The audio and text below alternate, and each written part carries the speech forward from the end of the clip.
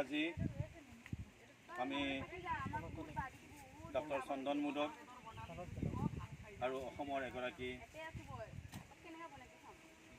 বিশিষ্ট সুকণ্ঠী গায়িকা এটি গীত বিহু গীত চিত্ৰগ্ৰহণ কৰিবলৈ আগবাঢ়িছে। বজাৰটো মাৰিছে কোনফালৰ পৰা? বজাৰটো মাৰিছে কোনফালৰ পৰা? অসমৰ এগৰাকী বিশিষ্ট চিকিৎসক ডক্টৰ চন্দন মোদক আৰু মঞ্জুমালা শইকীয়াৰ এটি বিহু গীত চিত্ৰগ্ৰহণ কৰিবলৈ আগবাঢ়িছোঁ।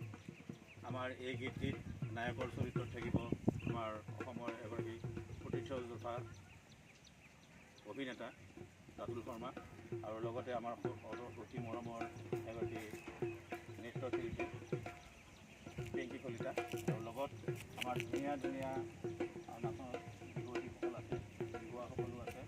আজি নটৰাজ বাবাৰ ওচৰত প্ৰাৰ্থনা কৰিছোঁ যাতে চিত্ৰগ্ৰহণ সুকলমে পাৰ হয়।